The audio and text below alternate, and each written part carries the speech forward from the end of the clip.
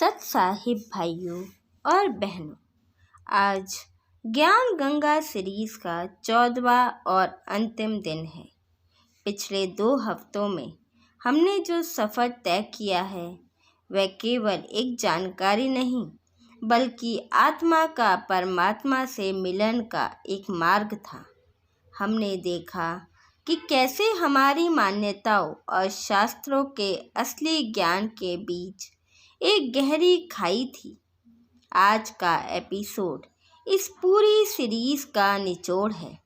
आज हम उन सभी कड़ियों को जोड़ेंगे जो हमने डे 1 से डे 13 तक सीखी और अंत में जानेंगे कि इस अनमोल ज्ञान को पा लेने के बाद अब हमारा अगला कदम क्या होना चाहिए। आइए एक बार फिर पीछे मुड़कर देखें कि हमने क्या क्या जाना। हमने समझा कि हमारा यह शरीर नाशवान है और हम इस काल जाल यानी 21 ब्रह्मांडों की जेल में फंसे हैं। हमने गीता के माध्यम से जाना कि गीता ज्ञान दाता यानी काल स्वयं को नाशवान बताता है और किसी अन्य अविनाशी परमेश्वर की शरण में जाने को कहता है। हमने वेदों, कुरान, बाइबल और गुरु ग्रंथ साहिब के पन्नों में उस एक नाम को ढूंढा जो है कबीर। हमने त्रिदेवों ब्रह्मा, विष्णु, महेश की उत्पत्ति का रहस्य जाना और यह समझा कि पूर्ण मोक्ष केवल उस सर्वोच्च सत्ता की भक्ति से ही संभव हो जो जन्म मृत्यु से परे है। इन सभी प्रमाणों का एक ही निष्कर्ष निकलता है, परमात्मा साकार है। वह कोई निराकार ज्योति नहीं बल्कि एक दिव्य पुरुष है। उसका नाम कबीर है। वह सतलोक का राजा है। हमारा असली घर सतलोक है, जहाँ ना दुख है, ना बुढ़ापा और ना मृत्यु। बिना गुरु मोक्ष संभव नहीं। वह गुरु जो शास्त्रों के अनुसार तत्वदर्शी हो। अब सवाल उठता है कि सब कुछ जान लेने के बाद आगे क्या? क्या केवल ज्ञान सुन लेने से मोक्ष मिल जाएगा? ऋग्वेद और गीता स्पष्ट कहते हैं कि परमात्मा की प्राप्ति के लिए तत्वदर्शी संत की शरण लेनी होगी।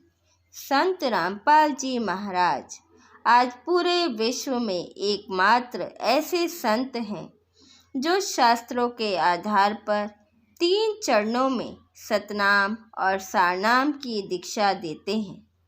जैसे एक प्यासे को केवल पानी की महिमा सुनने से तृप्ति नहीं मिलती, उसे पानी पीना पड़ता है, वैसे ही मोक्ष के लिए आपको शास्त्र अनुकूल भक्ति मंत्रों की आवश्यकता है।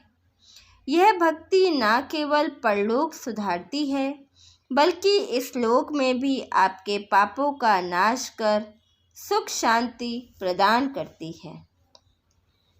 भक्ति मार्ग पर चलने के लिए कुछ मर्यादाएं अनिवार्य हैं, जैसे नशा ना करना, मांस ना खाना, जुआ और पर स्त्री पर पुरुष का त्याग। जब हम तत्वदर्शी संत से नाम उपदेश लेकर इन मर्यादाओं में रहते हैं, तभी हमारा मोक्ष का पासपोर्ट तैयार होता है। यह जीवन दोबारा नहीं मिलेगा। 84 लाख योनियों के चक्र से बचने का यही एकमात्र मौका है। तो भाइयों और बहनों, ज्ञान गंगा सीरीज के ये 14 दिन मेरी तरफ से एक छोटी सी कोशिश थी कि आप तक वह सत्य पहुंच सके जो सदियों से छिपाया गया था।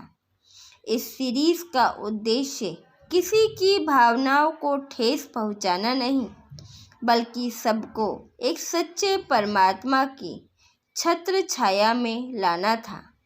आज इस सीरीज को समाप्त करते हुए मैं आपसे यही कहूँगी, देर मत कीजिए। संत रामपाल जी महाराज के सत्संग सुनिए, ज्ञान गंगा पुस्तक को गहराई से पढ़िए और अपना नाम दान लेकर अपने जीवन को सफल बनाइए। यदि इस सीरीज़ ने आपके जीवन में थोड़ा भी बदलाव लाया है तो इसे दूसरों के साथ साझा करें। आपके एक शेयर से किसी की आत्मा काल के जाल से बच सकती है। पूरी सीरीज़ देखने के लिए आपका हृदय से आभार। मिलते हैं फिर किसी नई आध्यात्मिक चर्चा में। तब तक के लिए सत साहिब।